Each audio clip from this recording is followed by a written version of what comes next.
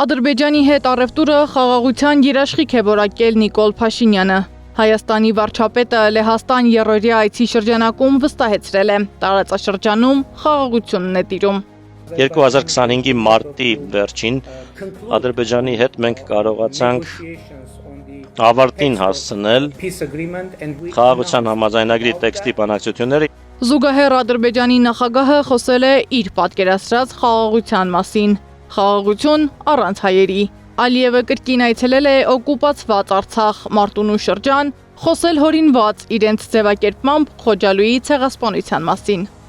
Վստահ եմ, որ ադրբեջանական ամբողջ ժողովուրդը, այդ թվում դուք, միշտ հավատացել եք, որ կգա այս օրը, եւ մենք կազատագրենք այդ հողերը, կվերականգնենք արդարությունը եւ թշնամուն կվտարենք մեր հողերից։ Մենք ոչնչացրել ենք թշնամու վերջին բույնը, վտարել ենք անջատողականներին, ստիպել նրանց պատասխան տալ դատարանում եւ լիովին վերականգնել ենք արդարությունը։ Արցախում կազմակերպած էթնիկ զտումների ցեղասպանության մասին է խոսել Ալիևն ու փաստացի չի հերքել։ Իրենք դա արել են։ Ադրբեջանում մենք տեսել ենք նաև Թուրքիայի ցեղասպան քաղաքականությունը, ուղղված է եղել ժողովրդագրական պատկերի փոփոխությանը մշտապես։ Եվ իրենց այդ քաղաքականությունը երբեք չի փոխվել ու չի փոխվելու։ Նույնը կատարվել է Նախիջևանում, դեռ Արևմտյան Հայաստանի եւ Անատոլիայի մասին չեն խոսում։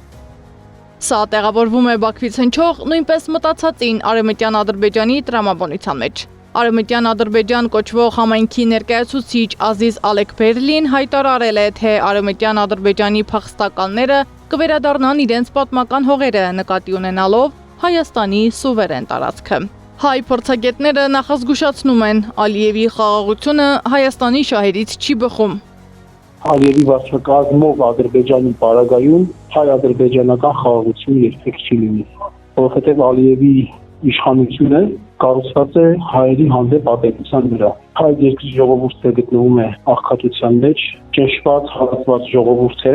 եւ միակ բանը, որ կարողանում է պահել Ալիևը իր իշխանությունը, հայերի հանդեպ ատելությունն ու թշնամությունն է։ Ընդամենը նորեր առաջ էին ադրբեջանցիներն այլ երկրի անձնագրերով մուտք գործել Հայաստան։ Իրենց հորինած հայրական տներն ու բնակավայրերն էին փնտրում։ Իրենց հայրենակիցներին էլ հորդորում էին գալ ու տեսնել այն։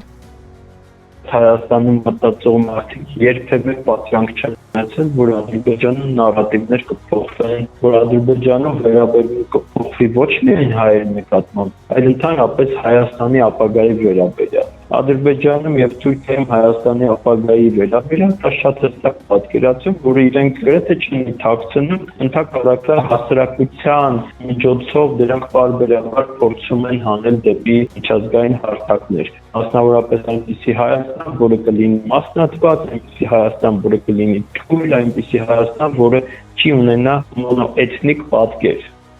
Ալիևի ոչ քաղաքականությունն է նորություն, ոչ էլ հռետորաբանությունը, ասում են զրուցակիցներս։ Խնդիրը Երևանում է։ Մինչ Ալիևն օկուպացված Արցախում իր ժողովրդին հորդորում է լինել ուժեղ, արթուն, չմոռանալ անցյալը, Երևանում խաղում են ջրի փականի եւ մարդկանց էմոցիաների հետ։ Նրանք չեն կարող անվտանգության հարց լուծել, նրանք չեն կարող խաղաղության հարց լուծել։ Փոխարենը նրանք պետք է ժողովրդի աչքին ցույց տան իրենց կարողությունները ուրիշ ոլորտներում։ Ճանապարհների փոխալցման հարցը, օրինակ նրանք սիրելի որակարգի հարցն է, ջրերի դերասած փական բացել, փակել, այն հարցերը, որոնք ի վերջո հնարավոր է ինչ-որ միջամտությամբ լուծել կամ իշխանացնել, այդ հարցերը իրենք արհեստականորեն ուղղացնում, դարձնում են օրակարգի հարց։ Ադրբեջանին լռեցնելու նույնիսկ փորձ չի անում պաշտոնական Երևանը։ Քաղաքացիական պայմանագրի падգամավորներն առհասարակ ծանոթ չեն Ալիևի հայտարարություններին, ոմանք էլ հրաժարվում են մեկնաբանել Ադրբեջանի ղեկավարին։ Ես Ալիևին վարշե չեմ մեկնաբանում։